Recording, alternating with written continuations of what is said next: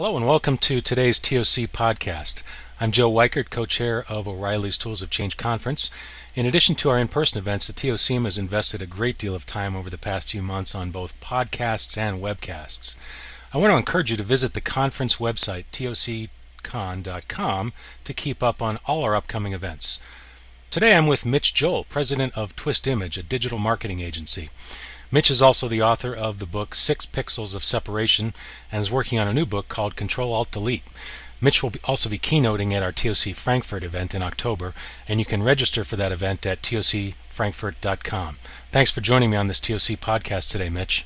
Great to see you, Joe. Happy to be here. So, among other things, Mitch, your background includes a stint in the music magazine business as both a journalist and a publisher. Do you see many parallels between the complete overhaul the music industry has gone through and what the book publishing industry is currently going through? Yeah, could I have picked like two more directly colliding industries to work in parallel with back in the late 80s? I guess not. Now, I actually started off as a professional journalist, and then quickly, as I realized how hard it was to hustle and sell editors on getting stories printed, decided that I would publish my own magazines. And it's interesting, you pick up from the book The E-Myth by Michael Gerber this very powerful lesson that it's one thing to enjoy baking apple pies, it's another thing to open up a bakery that sells apple pies. You become a business owner. And I think that the transition for me to becoming a publisher was paramount to understanding a bit of these collisions, for sure, because as a publisher I embraced not only new technology, but it was embedded in me from being very, very young, having a computer in the home very, very early in technology. So when online publishing became somewhat viable through connectivity in the internet, to me it seemed like a very natural progression that I would take whatever I was putting out onto the street and put it up into these digital ethers. And if you Google my name, there are some people who say I had one of the first magazines ever on the internet, because to me fundamentally publishing was publishing, and I just wanted the message to be spread as far and wide as possible. But if you look at the actual constructs of the music industry and even publishing, what you actually see is that the art of publishing and the art of putting music out, the delivery is a very, very small component of the business. The business is fundamentally a sales and distribution channel. It's something that's talked about at Tools of Change. It's something that's talked about even by Tim O'Reilly. Constantly. It's this idea that suddenly, if those barriers are removed, Seth Godin refers to them as these gatekeepers, the people who define what content is then seen by what public at what price, it changes the game fundamentally. So you had it in music, you had it in publishing, you're going to have it, I believe, in almost every industry. I call it digitization. And I think that as the digitization of industry on both the front end and back end evolves and continues to evolve, you see it every day. Even take something like a modern example. Look at like iTunes as it is today, right? You sort of buy a movie or a song or a book through this interface, and then you connect the device, right? You plug it in and you sync it, or you throw it onto it. Even that seems somewhat archaic in this over-the-air, unconnected, untethered world. And so when you're hearing the new iterations now of iCloud and what they're trying to do at Apple, to me, it just seems iterative versus transformative, if you can sort of follow that thinking. And I think that that's the struggle that most publishers and people like in the music industry struggled with. It was the iterative transfer of content versus they saw it as a threat to business model. Great points. So talking about digital marketing for a moment here, what are some of the things you feel book publishers are doing wrong in the digital marketing space? Yeah, it's sort of hard to point the finger at a publisher and say, you're doing it wrong. And I guess the part of the struggle I have with that is as an agency owner, my real job is to act as the person who doesn't allow that to happen for a brand. When we're called in, we act as agents for the brand to help them do the things in which they've either not invested in on their own or simply don't have the time, bandwidth, or it fits into their core business. So it's not a question of what publishers are doing wrong in digital marketing. I think there are issues more around the people who are trying to promote the things in which they're putting out.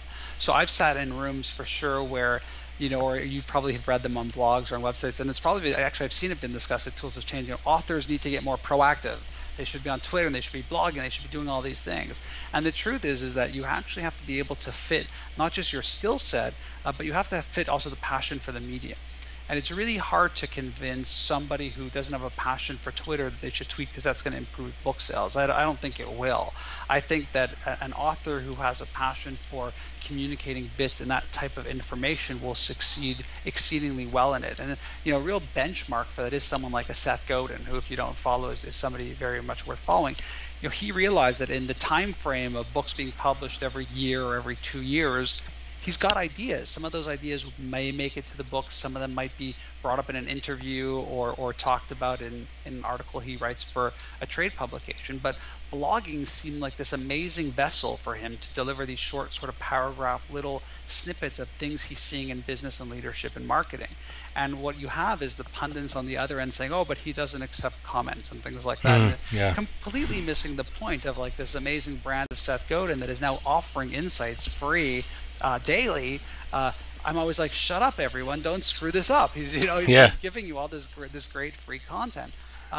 Publishers make this misnomer that everybody is Seth Godin, or everybody is Joe, or everybody's Mitch. They have a passion for broadcasting and for creating content on the fly and being open to the discourse. It's simply not the case. And so where I think publishers would do better is sort of looking at what I call the why versus the what. The what is the tactical thing? What are you doing on YouTube? What are you doing on Twitter? What are you doing in Goodreads? Why? Why should I be on YouTube? And listen, I ask that question even of myself. I blog, I tweet, I have a podcast. I choose media that for me is very conducive to my flow and temperament and what I do.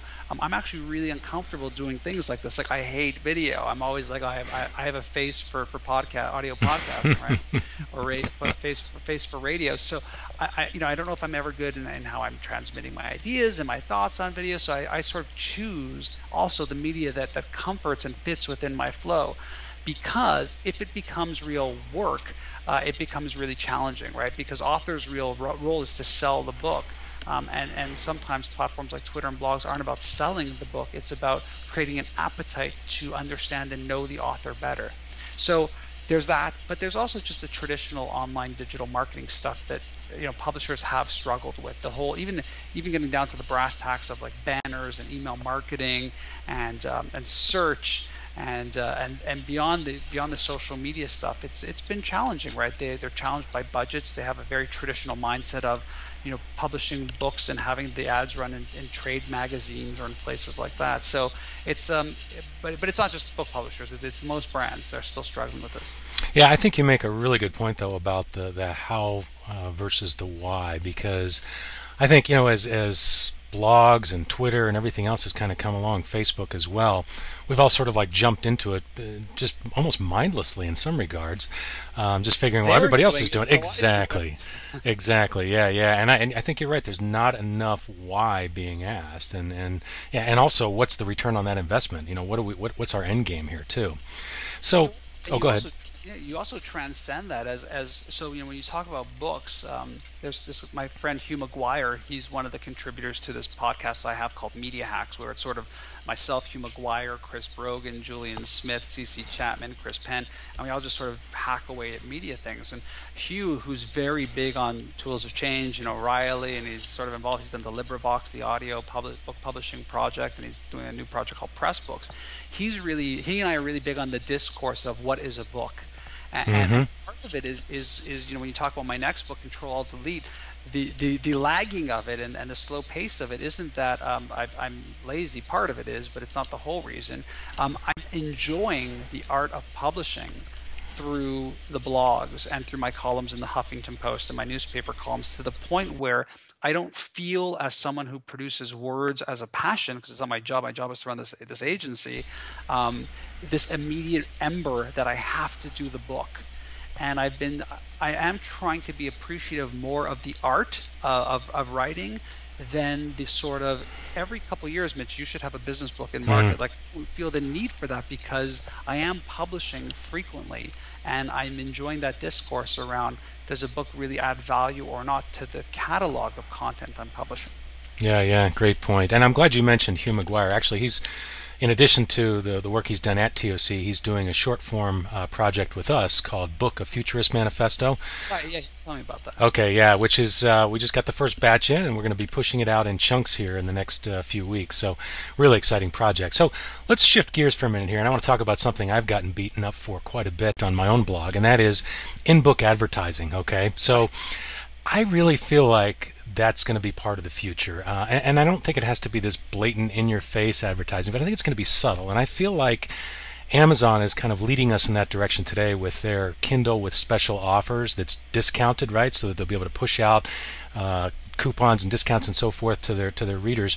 I think that's just step one. I really feel like down the road, you on Amazon, you'll probably see two flavors of each book. One at the regular price that it is today with no ads, and another one for tightwads like me at a lower price who don't mind seeing some ads. So do you feel like there is a future for advertising in books, or am I just totally wrong on this?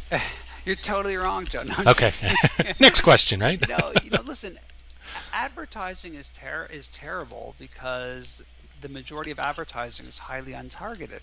Advertising that's highly targeted is great content. I mean, I love checking out the ads in Maxim and GQ because part of the experience is not just reading the great articles about celebrities or insights, it's actually having a sense of what's in market that I might want to buy and be a part of.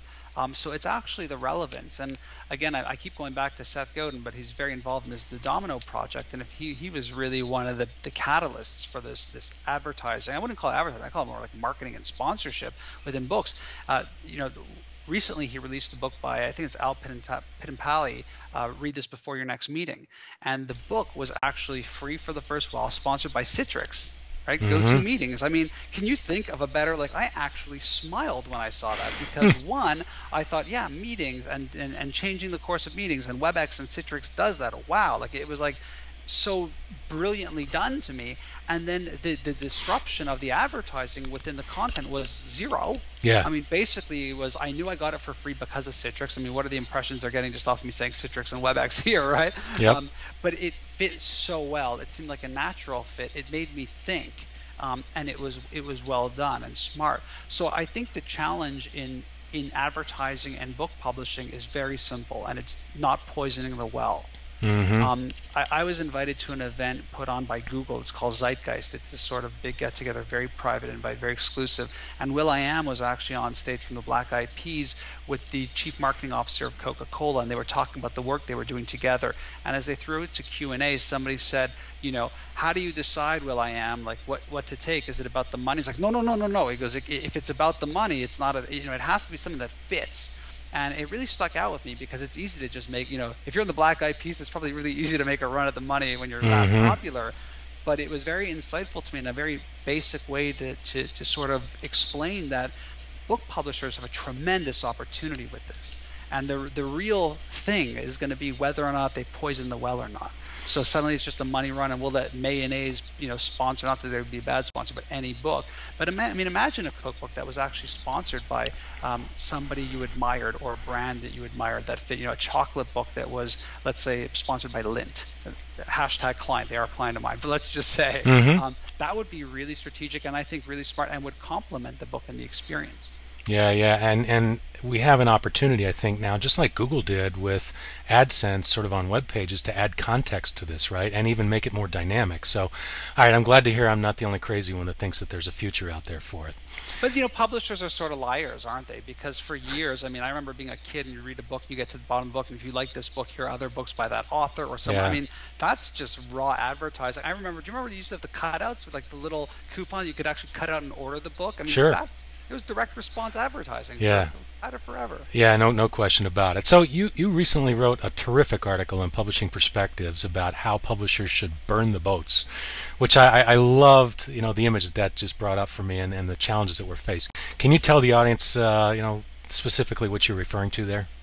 Yeah, the story, it's a myth. I don't know if it's a real fact-based story, but it's about Cortez, who was the person who discovered Mexico. He didn't discover, he was quite the conqueror, actually. And the story goes that as they were first land They hit land. They were making their way inland. A couple of his men moved forward and said to him, how long are we here for? What's the plan? And Cortez burned the ships, right? No going back, only going forward. And the reason why, and actually it ties in, because I always tell people that I've modernized that story, and I call it Control Alt Delete, which is the name of the second book, and it's about rebooting.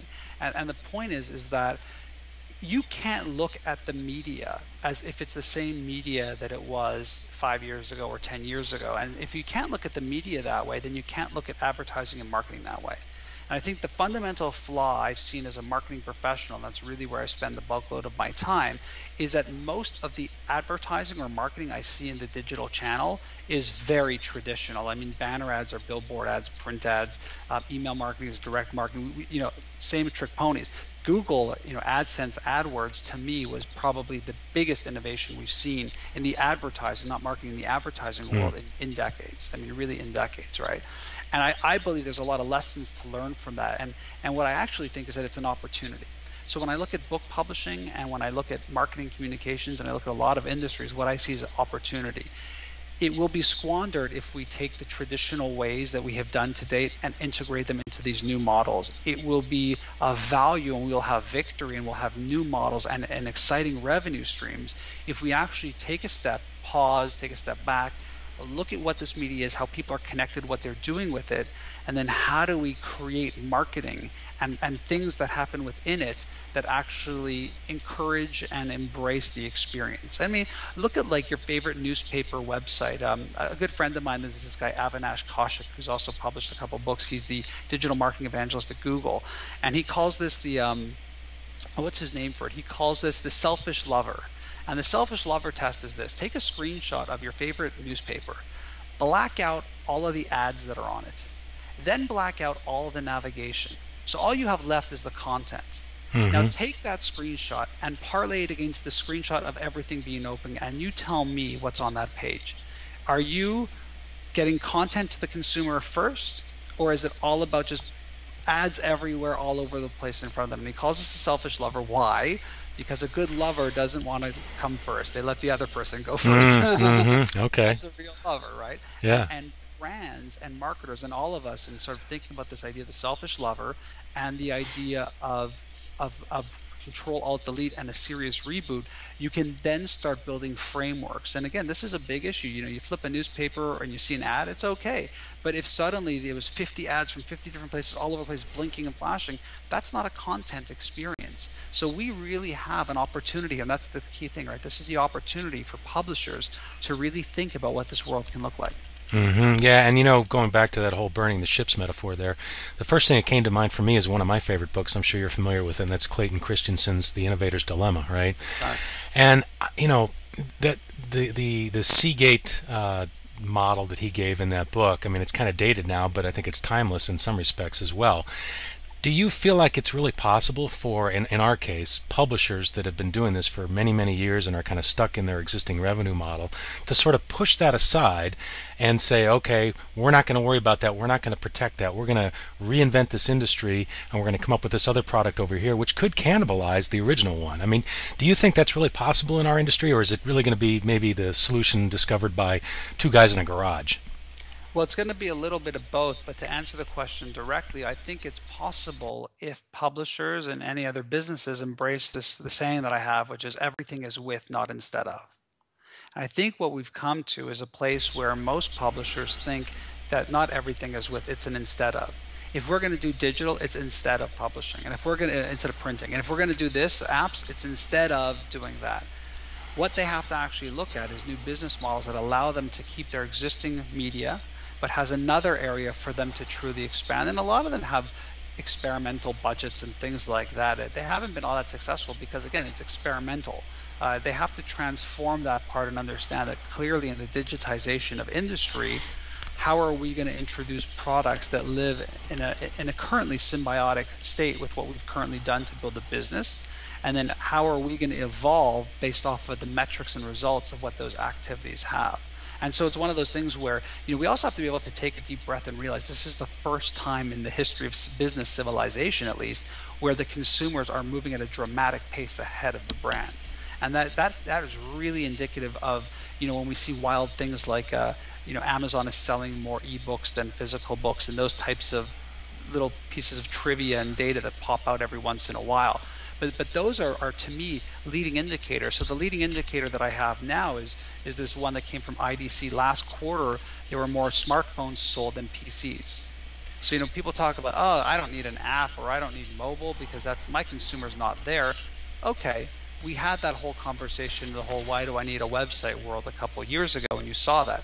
How long do you think it really is, though, before people are reading their books anywhere and everywhere? So I've got my physical copy, and it sits next to my fire at home with my slippers and my pipe and my all that stuff, my dog, all the things I don't have, but let's say I did. But the truth is, I'm also on the subway for like 30 minutes a day, and I'd like to read a couple chapters, or on my lunch break, or I'm in the bathroom. I want to just read it on my iPhone. I want to just check it out on my iPad, right? You look at the Kindle app and how they've created that asynchronous experience of reading, and if you can tie it into, that's really what publishers just need to be thinking about. I don't buy the complaint that the internet caused huge disruption to publishing. I just don't buy it. Public reading, newspapers, magazines, books, has been on the decline forever. The internet became a great scapegoat as to why. I would actually argue now with apps like Kindle and iBooks and Kobo, et cetera, that people are probably reading or exposed to book reading more than they've ever been before. And they also have access to books and literature more than they ever have been before. Now it's incumbent on the publishers to create the platforms for them to engage and read with those books as much as possible. And on the second side is to make sure that they have access to the inventory they want. Yeah, I agree.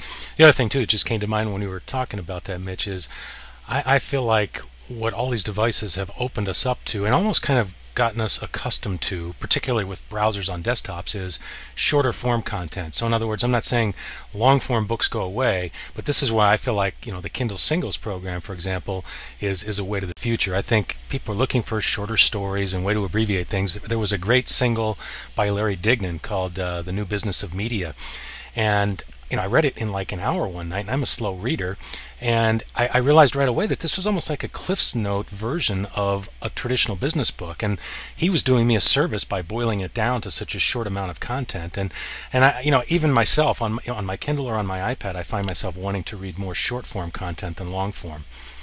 Yeah, and so my only caution to that is don't be a market of one, Joe. Right? Because the market of one is me saying I like pink, right? Creative directors get in trouble all the time with that sort of thinking. It's fine, and I think that, I will refer you to the Slate article that talks about long-form content and how there is a tremendous appetite now to have long-form content. The trick is that it's more relevant now, right? So suddenly, like, you can actually read this really long-form book on, let's say, how to make your book on Kindle go to #1. Like, you could never publish a book like that, but suddenly, with the digitized world, no distribution costs, long-form content like that can survive. So I actually think there's a tremendous market and appetite for long-form content. I think it's just dependent on the niche and how you're digging and burrowing into the niche. And in general, people say to me, is it good to have a long blog post or a short blog post? I know people say there are rules. My general statement back to any conversation like that is just, it should be as long or as short as it needs to be. And when I look at my book, could it have been shorter? Probably could have, but I wrote the book. I felt businesses needed to read to really understand the business perspective of how media is changing their business and their consumer, right? So I'm very sensitive to that, and that's why I do think there is, you can do things in blogs, you can do things in podcasts, you can do things in like a domino project type scenario, and there's other areas and things that require that critical depth of thought too.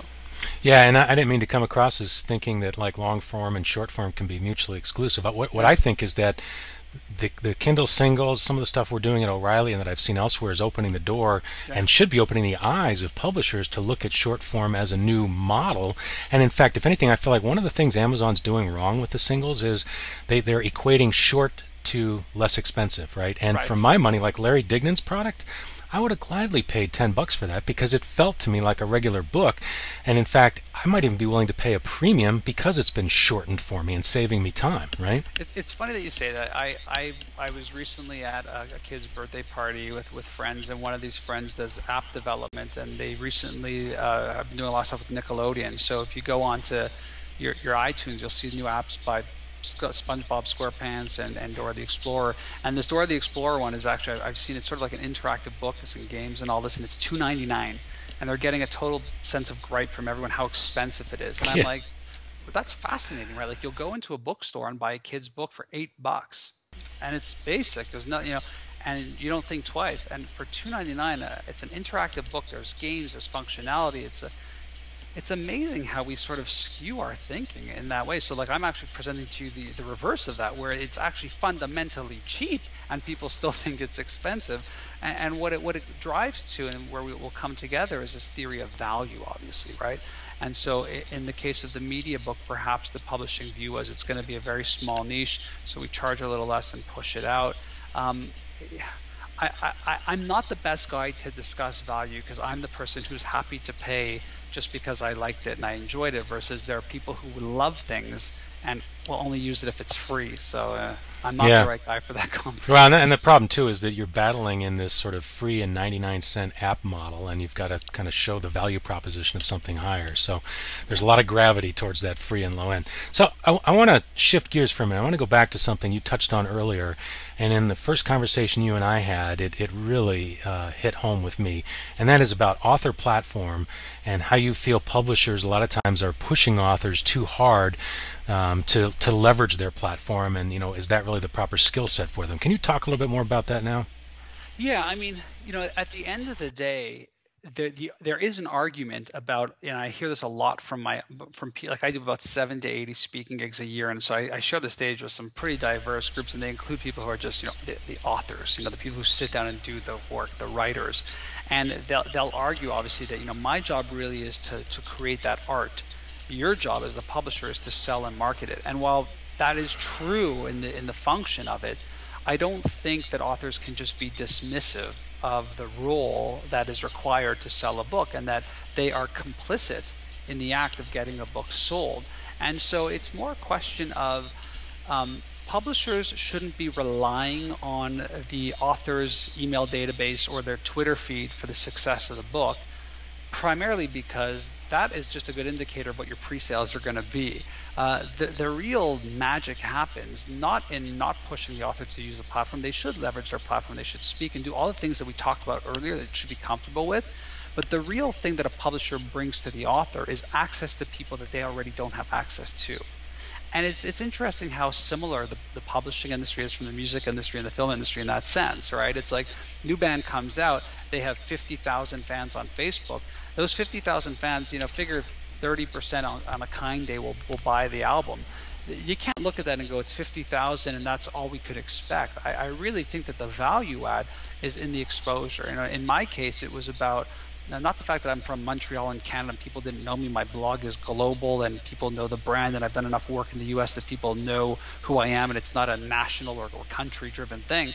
But my hope was that they could introduce me to places like a CNN or a Forbes or a Business Week, the places that I may not have had inroads, to help open and create that funnel that will then draw them back into the world that I have, which is, it's not unimpressive in terms of my audience on the blog and Twitter and the columns that I have, because that's really where the value comes. And so while the art of it has to be in working together, I don't think authors can simply dismiss it and say, I'm the artist and I'm the creator. I think we have to now respect and respond to the responsibility of helping to get our art to be seen and be appreciated. But I also think that publishers really need to help in the access to the places in which the author just doesn't have yet. Yeah, yeah, it makes sense. So you're an author, and you mentioned, as we talked about, you've got this next book coming out, Control Alt Delete. What can you tell us about it? When's it going to come out? Because I know I need to No move it to the top pressure. of my reading list here when it comes. Yeah, my literary agent was waiting for the proposal at Christmas, and it didn't arrive, and it still hasn't arrived. So Okay. I couldn't tell you a firm date. I do know that my agent is really interested in it. The publisher has already expressed interest in it. It was on my last book was on Grand Central Hachette Global Deal.